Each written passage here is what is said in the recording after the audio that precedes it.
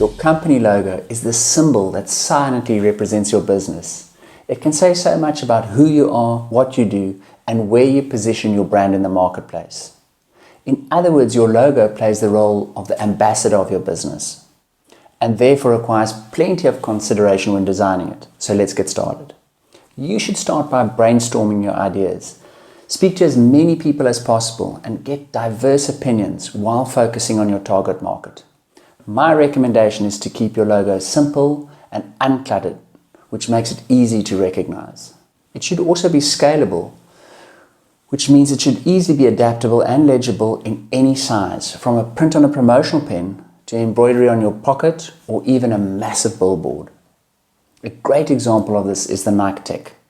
Now there are three main elements to any design: color, fonts, and design type, which all require careful consideration.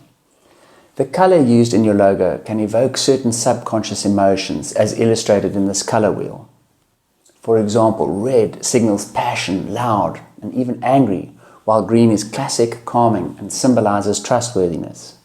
It is important to select the appropriate color for your logo, for the emotions you are trying to evoke. Most logos use multiple colors, so it's just as important to select the colors that best work together. For example, primary colors can work well with colors on the opposite side of the color wheel, as they provide contrast for each other. For example, blue and orange.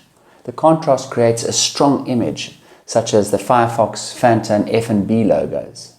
Now, various shades of the same color can also be used in a combination to create a harmonious or calm look. Examples of these are the BP, Old Mutual, and PayPal logos. The next important element to consider is the font, which is the typeface you use. There are three broad font categories to choose from: serif, sans serif, and script. Serif fonts have those little feet at the bottom of each letter, which signals trustworthiness, tradition, and a classical look. Some good examples of the serif font are Mug and Bean, Nedbank, and the Weet-Bix logos. By contrast, the sans serif fonts don't have those feet at the bottom of each letter and are therefore sleeker, modern, with a cleaner look. These fonts can signal speed and minimalism. A good example of sans serif fonts are News 24, Swift Cyber Studio, and Woolworths. Script fonts are intended to emulate handwriting and bring an authentic, original feeling of handcrafted human element into the design. A good example of these include Coca-Cola, Swift Reg, and SA Tourism. Now the third element is the type of logo design, for which there are a number of options. The most common is the wordmark or lettermark, which is a logo which consists entirely of letters or words, such as Dell, Canon, or NASA. The benefit of this type of logo is that the company name and the brand identity is built using the same asset. A pictorial logo is a recognizable image such as Apple, Twitter, or WWF. Your design could be a combination of both image and words, for example, SA Rugby, Lion Matches, or National Parks.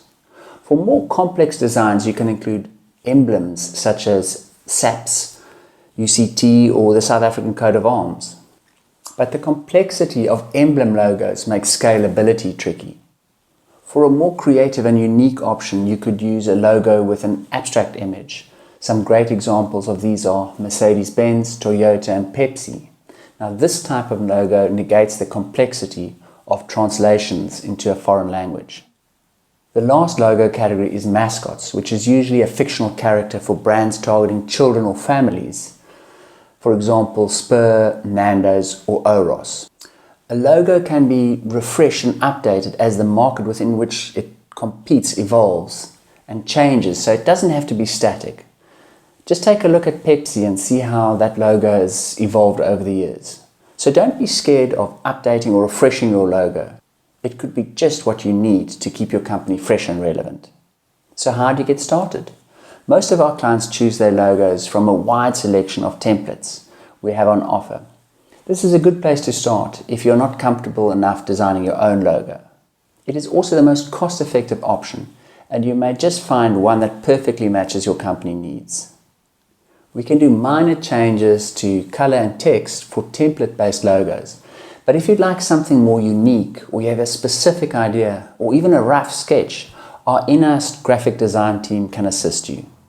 In conclusion, a picture paints 1,000 words.